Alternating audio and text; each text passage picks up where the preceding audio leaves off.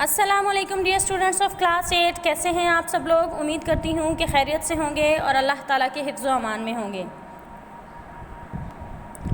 Dear students, آج ہم اپنی 8ویں جماعت کی اردو کی کتاب کا سبق نمبر 8 کی پڑھائی کریں گے۔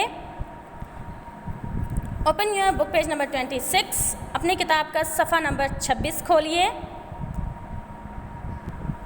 صفحہ نمبر 26 پر جو ہمیں سبق دیا گیا ہے اس کا نام ہے شہید پاکستان۔ کیا نام ہے؟ شہید پاکستان۔ شہید پاکستان کس کے بارے میں یہ سبق ہے؟ یہ سبق کس کے بارے میں؟ حکیم محمد سعید شہید کے بارے میں۔ کس کے بارے میں ہے؟ حکیم محمد سعید شہید کے بارے میں، جنہیں شہید پاکستان کا لقب دیا گیا ہے۔ آئیے پڑھتے ہیں۔ ملک اور قوم کی سچی اور بے لوث خدمت کرنے والے قوم کے دلوں میں ہمیشہ زندہ رہتے ہیں اور تاریخ کے صفحات میں ان کے نام جگمگاتے رہتے ہیں۔ یہ بات تو بالکل سچ ہے۔ جن لوگوں نے ملک اور قوم کی سچی اور بے لوث خدمت کی ہو وہ کبھی بھی قوم کے دلوں سے نہیں جاتے، وہ ہمیشہ اپنی قوم کے دلوں میں زندہ و تابندہ رہتے ہیں۔ بے لوث کا کیا مطلب ہے؟ بے لوث، بے لوث کا مطلب ہے بنا کسی غرض کے، بنا کسی لالچ کے۔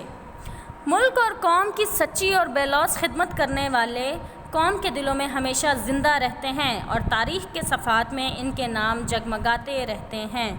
حکیم محمد سعید شہید بھی انہی شخصیتوں میں سے ہیں جنہوں نے قوم کی تعلیم اور صحت کے لیے اپنی زندگی وقف کر دی۔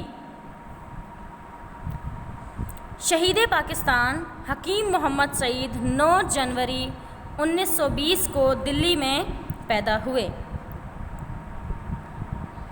آپ کے بزرگ چینی ترکستان سے ہجرت کر کے پشاور اور ملتان ہوتے ہوئے دلی پہنچے تھے۔ آپ کے والد کا نام حافظ عبد المجید تھا۔ آپ ابھی 2 سال کے تھے کہ یتیم ہو گئے، چنانچہ آپ کی والدہ رابعہ ہندی نے آپ کی پرورش اور بڑے بھائی حکیم عبد الحمید نے تربیت کی۔ آپ کے والد کا نام کیا تھا؟ آپ کے والد کا نام تھا حافظ عبد المجید، اور ابھی آپ 2 سال کے ہی تھے تو آپ کے والد کا انتقال ہو گیا تھا۔ اس کے بعد آپ کی والدہ رابعہ ہندی نے آپ کی پرورش کی اور بڑے بھائی حکیم عبد الحمید نے آپ کی تربیت کی۔ حکیم محمد سعید بچپن ہی سے ذہین اور محنتی تھے۔ 9 سال کی عمر میں قرآن مجید حفظ کر لیا۔ ابتدائی دینی تعلیم گھر ہی پر حاصل کی۔ اردو کے علاوہ فارسی، عربی اور انگریزی قابل اساتذہ سے سیکھی۔ یعنی کہ آپ نے 9 سال کی عمر میں قرآن پاک حفظ کیا تھا اور ابتدائی اور دینی تعلیم گھر پر حاصل کی۔ اردو کے علاوہ، کیونکہ اردو تو مادری زبان تھی، اردو کے علاوہ فارسی، عربی اور انگریزی، یہ 3 زبانیں انہوں نے قابل اساتذہ سے سیکھی تھیں۔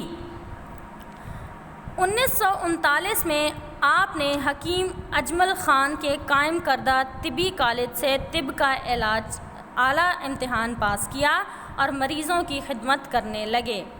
اپنے بڑے بھائی حکیم عبد الحمید کے ساتھ مشرقی طب اور دوا سازی کے ادارے ہمدرد کو ترقی دینے میں مصروف ہو گئے۔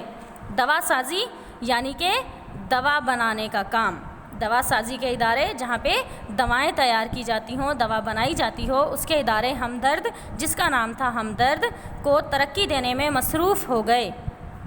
حکیم محمد سعید کو قائد اعظم محمد علی جناح سے بہت عقیدت تھی۔ عقیدت کسے کہتے ہیں؟ عقیدت کا مطلب ہے محبت۔ آپ دلی میں قائد اعظم کے گھر جایا کرتے تھے۔ محترمہ فاطمہ جناح بھی آپ کو بہت عزیز رکھتی تھیں۔ آپ بچہ مسلم لیگ میں بھی شامل رہے۔ قیام پاکستان کے بعد آپ نے ہندوستان میں رہنا پسند نہیں کیا۔ اپنا کاروبار، اپنی جائیداد چھوڑ کر 9 جنوری 1948 کو ہجرت کر کے پاکستان آ گئے تاکہ اس نئے ملک کی خدمت کریں اور عوام کی صحت اور تعلیم کے لیے اپنے عزم کے مطابق کام کر سکیں۔ پاکستان میں حکیم محمد سعید شہید کو ابتدا میں بڑی مشکلات پیش آئیں۔ ہر کام نئے سرے سے کرنا پڑا، لیکن انہوں نے ہمت نہ ہاری اور پاکستانی عوام کو جہالت اور بیماریوں سے نجات دلانے کے لیے رات دن محنت کی۔ ڈیئر اسٹوڈنٹس، آج کا ہمارا سبق اتنا ہی ہے۔ شہید پاکستان کا سبق ہم نے پڑھا۔ یہ کس کے بارے میں ہے؟ یہ حکیم محمد سعید کے شہید کے بارے میں ہے، جو کہ 9 جنوری 1920 کو دلی میں پیدا ہوئے۔ آپ کے والد کا نام حافظ عبد المجید تھا، آپ کی والدہ کا نام رابعہ ہندی تھا۔ آپ ابھی 2 سال کے تھے کہ آپ یتیم ہو گئے، یعنی کہ آپ کے والد صاحب کا انتقال ہو گیا تھا۔ تو آپ کی والدہ نے آپ کی پرورش کی اور بڑے بھائی حکیم عبد الحمید نے آپ کی تربیت کی۔ 9 سال کی عمر میں آپ نے قرآن پاک حفظ کیا تھا۔ ابتدائی اور دینی تعلیم آپ نے گھر پر حاصل کی تھی۔ اس کے علاوہ فارسی، عربی اور انگریزی آپ نے قابل اساتذہ سے سیکھی تھی۔ 1939 میں آپ نے حکیم اجمل خان کے قائم کردہ طبی کالج سے طب کا اعلیٰ امتحان پاس کیا تھا اور اپنے بڑے بھائی کے ساتھ عبد الحمید کے ساتھ دوا سازی کے ادارے جس کا نام ہمدرد تھا اس کو ترقی دینے میں مصروف ہو گئے۔ آپ کو قائد اعظم سے بہت زیادہ محبت تھی۔ محترمہ فاطمہ جناح بھی آپ کو بہت عزیز رکھتی تھی۔ پاکستان بننے کے بعد آپ نے اپنا کاروبار، اپنی جائیداد سب کچھ چھاڑ کر 9 جنوری 1948 کو ہجرت کر کے پاکستان آ گئے، اور ان کا یہ ارادہ تھا، ان کا یہ عزم تھا، جذبہ تھا کہ وہ پاکستان کے لوگوں کی خدمت کریں، وہاں کے عوام کی تعلیم اور صحت کا خیال رکھیں۔ اسی لیے انہوں نے پاکستانی عوام کو جہالت اور بیماریوں سے بچانے کے لیے، نجات دلانے کے لیے دن رات محنت کی۔ ڈیئر اسٹوڈنٹس، آج کا آپ کا ہوم ورک ہے کہ بک پیج نمبر 26 کی اچھی طرح سے پڑھائی کیجیے گا، مشکل الفاظ کو خشک کر کے لکھیے گا اور ان کے معنی یاد کیجیے گا۔ ملتے ہیں ایک نئی ویڈیو میں ایک نئے سبق کے ساتھ، تب تک کے لیے اللہ حافظ۔ اللہ تعالیٰ آپ کا حامی و ناصر ہو۔